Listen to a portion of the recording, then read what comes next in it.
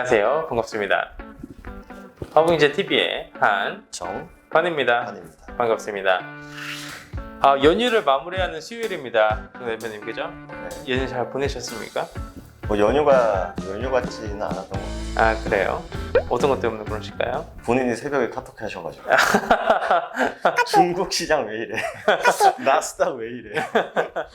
여러 가지 이슈도 많이 나와줬고 글로벌 증시에도 좀 많은 흔들림이 나와줬는데 과연 이런 시장에서 우리가 대응을 해나가야 되는 방식에 대해서도 한번 말씀드릴 거고 관심 있게 봐야 되는 모멘텀에 대해서도 언급을 드릴까 합니다. 첫 번째는 역시나 이렇게 흔들리는 글로벌 시장에서 메이저들이 담아가는 종목, 그리고 두 번째는 이 헝다바르 이슈가 나와주고 나서 과연 시장이 얼마만큼 여파를 줄 것이냐에 대해서 한번 좀 논해보도록 하겠습니다. 자, 첫 번째, 연휴를 앞두고 메이저들이 매수한 종목은 어떤 종목군들이 있을까요? 일단 뭐 크게는 이제 반도체 네. 그리고 이제 경기 재개 관련해가지고 리오프닝 리오프닝 관련주 두 가지 섹터로 좀 나눠진 것 같아요. 네네. 저희가 이제 해왔던 대로 이제 외국인들이 또 많이 사줬던 종목이랑 기관들이 많이 사줬던 종목을 좀 나눠서 볼까 하는데, 사실 이제 연휴 전, 딱 금요일, 저번 주 금요일이었죠. 맞습니다. 그때는 사실 이제 반도체 관련주들이 굉장히 좋았습니다. 삼성전자, 뭐 SK 하이닉스도 좋았고, 반도체 장비주들도 굉장히 좋아서 1, 2위에는 삼성전자 하이닉스. 그리고 또 최근에 또 2차 전지가 또 굉장히 핫하지 않습니까? 그래서 LNF. 그리고 기아, 포스코, SK바이오사이언스, 뭐 삼성 엔지니어링, HMM 등등 상대적으로 우리가 보기에 이거 굉장히 크다, 몸집 있는 회사들이다 라고 하는 것들을 좀 외국인들이 좀 많이 사줬던 것 같고요.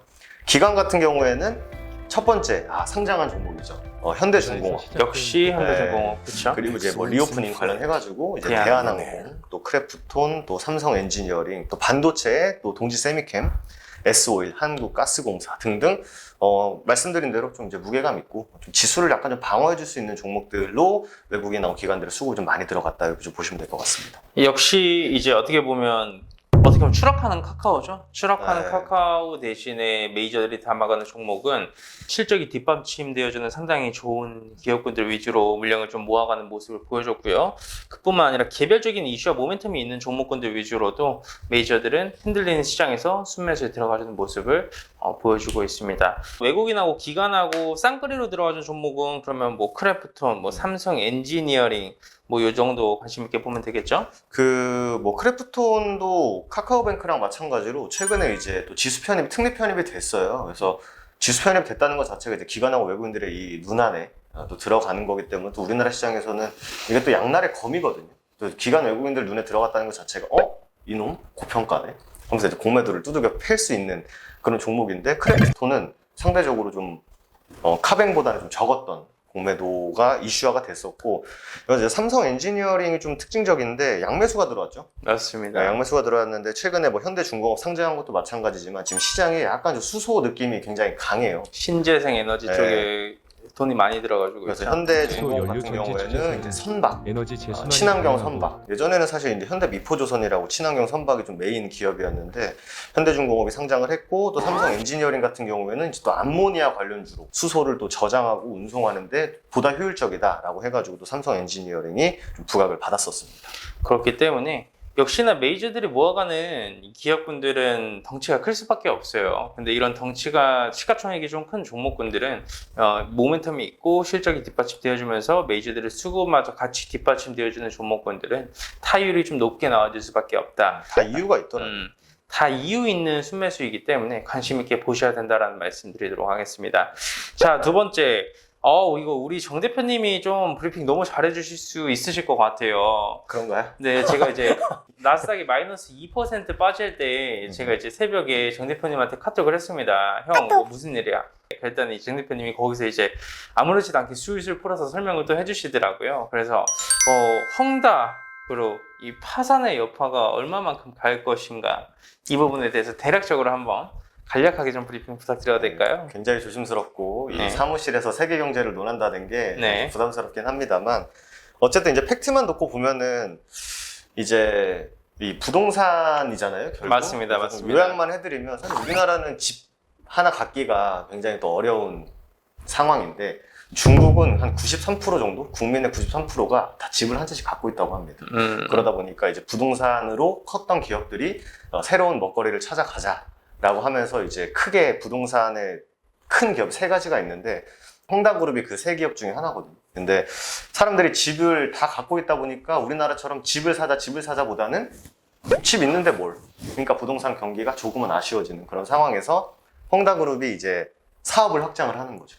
뭐 전기차, 뭐 이것저것 다 막 이렇게 했는데 결국 사업이란 게 또 내 돈으로만 하는 사업도 물론 있습니다만 또 어떻게 보면은 이제 어떤 걸 담보로 이제 대출을 받아서 받아서 하죠. 네. 근데 이제 이게 좀 잘 안 되거나 아니면은 국가에서 이제 시진핑 형님이 뭐가 좀 화가 많이 나셨는지 너 이거 뭐 하는 짓이냐 라고 하면서 이제 채권을 그 이자를 못 주는 거죠. 그러니까 예를 들어서 너 나중에 이 채권 나한테 1,000원에 내가 너한테 지금 팔지만 한 6개월 뒤에 1년 뒤에 나한테 갖고 오면 내가 1,200원으로 줄게 라고 하면서 이제 200원에 이제 프리미엄이 붙는 예를 들면 하는 건데 이제 그거를 못 주게 되는 상황이 벌어진 거죠. 그래서 시장에서는 이제 국가가 도와줄 것인지 중국이 도와줄 것인지 안 도와줄 것인지 이거에 대한 이제 이슈가 좀 있는 상황입니다.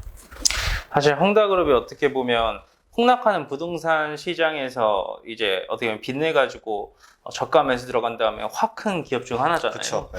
그리고 나서 이제 어떻게 보면 부동산 시장이 고점이 왔고 그에 따라서 예전과 다르게 돈을 끌어다가 썼는데 못 갚아지. 못 갚아가지고 지금 이런 상황이 벌어지고 있는데 사실 이 본질적으로 다릅니다. 리먼 사태와 헝다그룹의 본질적인 부분도 상당히 많이 다르고 헝다그룹의 규모가 이 GS그룹 규모보다 안 된다고 하죠. 왜냐면 제가 이 헝다라는 그룹을 많은 사람들이 모를 수도 있었다고 생각을 하는데 저는 이제 축구를 굉장히 또 좋아하지 않습니까? 근데 네, 이제 맞습니다. 중국에 이제 광저우 에버그란데라는 그룹이 있어요. 중국 기업인데 이제 헝다에서 지원을 하는 그룹이거든요. 팀인데 이 팀이 2010년도 넘어서부터 갑자기 이제 엄청나게 좋은 선수들하고 돈을 엄청나게 뿌리면서 확 컸어요. 그러면서 이제 저는 알게 된 회사거든요. 사실 부동산보다 이제 저는 이제 프로축구팀을 통해서 알게 됐는데 이제 우리나라 프로팀들이 부러워한 거죠. 저 회사는 왜 GS보다 뭐 삼성보다 포스코보다 그렇게 안 큰데 지원을 많이 할 수 있는 반면에 우리나라는 왜 이렇게 지원을 안 해주냐부터 시작을 했었거든요. 그래서 제가 알게 됐던 게 GS 그룹보다는 전체적으로 부피는 작다. 하지만 이제 부동산으로 컸고 확 컸기 때문에 저렇게 지원을 해줄 수 있다라는 예전에 이제 그런 느낌이 있었는데 어쨌든 뭐 시진핑이 축구를 좋아한다 뭐 이런 얘기들도 있었고 하면서 이제 확 컸었는데 역시 이제 거품이 좀 있었던 거죠. 맞습니다. 그래서 어떻게 보면 지금은 단기적으로는 충격이 가질 수밖에 없는 상황이 팩트가 맞습니다. 단기적으로는 충격이 가질 수밖에 없는 상황인데 그렇다라고 해서 이 충격이 예전과 같이 대폭락을 만들어주기엔 좀 어려움이 있다라고 판단이 되고 있고 결국 얼마만큼 시장에서 빠르게 좀 반영이 되냐가 좀 중요한 포인트죠. 폭락을 했었던 뭐 유가, 뭐 글로벌 시장, 뭐 유럽 시장, 미국 증시 할 거 없이 전부 다 좀 강한 반등폭을 현재는 보여주고 있습니다. 이런 부분이 한 타임 출렁여 줬으니까 앞으로 어느 정도의 연속성이 있는지만 좀 체크를 해보면 되지 않을까. 그리고 이게 또 뭐 정치적인 거랑 또 그 연관이 좀 있다 보니까 예상하기도 쉽지 않고 또 우리가 뭐 시진핑 아저씨의 그 머릿속에 들어가 있으면 너무 좋을 텐데 그러지 못하다 보니까 어떻게 보면 이제 나오는 이슈들을 가지고 이제 대응을 할 수밖에 없는 상황이다라는 보시면 됩니다. 헝다그룹을 지원해주지 않아도 헝다그룹과 관련이 있는 기업들은 지원을 해주겠죠. 예전과 같은 이런 부분은 좀 더 추이를 시켜봐야 된다라는 말씀 드리겠으나 단기 등락폭이 너무 겁먹지는 말자. 언제나 그랬듯이 언론에서 떠들 때가 저가매수의 기회죠. 맞습니다. 네. 자, 좋습니다.